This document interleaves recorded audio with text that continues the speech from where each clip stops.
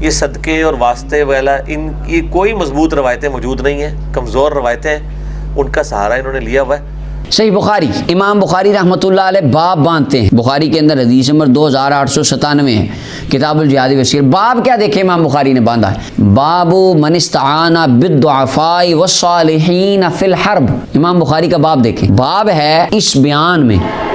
کہ جو بندہ مدد مانگے جنگ میں اللہ کے ولیوں کے وسیلے سے اور کمزور مسلمانوں کے وسیلے سے، ولیوں کے وسیلے سے دعا مانگنے کا باب ہے۔ اور اندر حدیث کیا لکھی امام بخاری نے، حضرت جابر اور ابو سعید خدری رضی اللہ عنہ دونوں کی حدیث، نبی علیہ السلام فرمایا یاتی علی الناس زمان، لوگوں پہ ایک زمانہ آئے گا یغزون، لوگ جنگ لڑیں گے، فیقال فیکم من صاحب رسول اللہ صلی اللہ علیہ وسلم، تو کہا جائے گا کیا تم میں کوئی بندہ ہے جس نے نبی صلی اللہ علیہ وسلم کی صحبت میں اختیار کی، حضور کا صحابی ہو کوئی، فیقولون نعم، لوگ کہیں گے ہاں۔ اور مسند ابی یعلا الموصلی کی صحیح سند سے روایت ہے، اس کے اندر الفاظ ہیں، امام علامہ اسمی نے مجموع الزوائد میں اسے لکھا، اس کے اندر الفاظ ہیں فَتَسْتَنْصِرُونَ بِهِ، صحیح حدیث کے لفظ ہیں،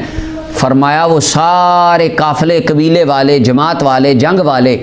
میرے صحابی کے وسیلے سے دعا مانگیں گے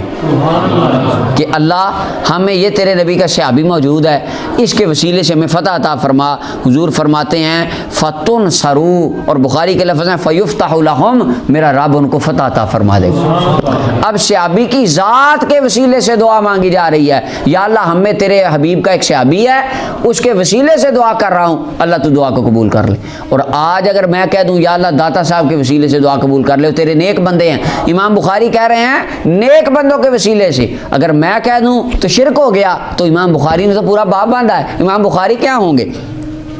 تو فرمایا میرے صحابی کی ذات کے وسیلے سے اللہ ان کو فتح عطا فرما دے گا۔